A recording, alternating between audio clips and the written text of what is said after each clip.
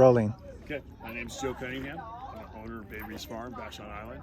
This is Nadja. Her registered name is Alad Nadja, and our demonstration today is how to properly bridle your horse, in my opinion. First thing I do is I'm just going to stand up and I get close to my horse because I don't want to be trying to reach in and do stuff with her. So I'm just going to get right in there with her. If I need to cup her head, I can cup it. I can bring it to me. If I need to push her away, I can push her away. So they kind of know they got to be where I want them. First thing I'm going to do is I'm going to undo the halter.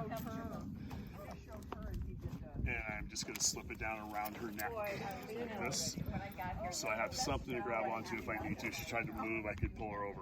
I would not leave her like this. I would not walk into the barn and get something else and leave her hanging like that. This is for the transfer only. Bridle, you know, from the halter to the bridle, from the bridle to the halter. So I'm not going to be leaving her by herself. Number one rule about your reins, don't let them hit the ground. You're going to step on them, she's going to lift her head up, she's going to break the bridle, she'll break her rein, hurt her mouth, put her foot through the rein. Okay, so the best thing, they're either in your hands or put them up over her head and let her hold them. I drape it over her nose.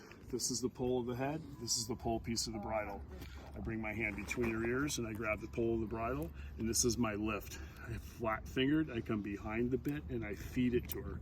I feel the crack in her teeth. If she doesn't open, I'll touch her gum. Lift gently into her mouth, change my hand, bring the bridle over. I held her so she wouldn't move away from me. Bring the ear to it, set it on. Hold the bridle out, bring the ear to it, put it on. I'm not gonna do this and try and flip her ear through. I'm not gonna wrinkle her ear up. Easy bit. So, you know, if we do it properly every time, she's going to be easy to bridle. I start wrinkling her ears up, she's not going to like it. My biggest pet peeve is sometimes these things pop out. The cavesson or noseband can come out. We can fix that later. But I see many people, they go to put it in and they push the thing right up into the horse's eyeball.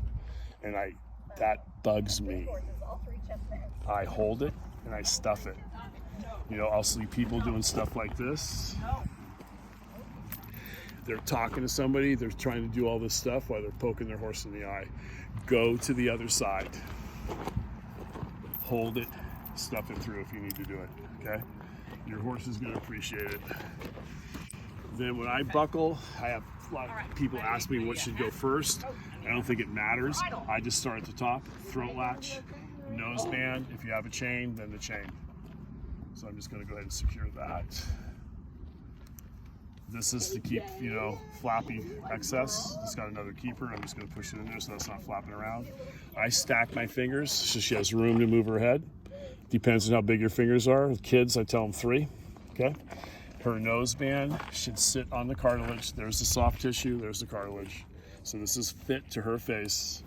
I just make it touch. As soon as it's touching, I'm going to go into the hole that I feel is like, I'm not going to go all the way up to that because I feel it's too tight. Some people will go tighter. I'm going to go to the looser one.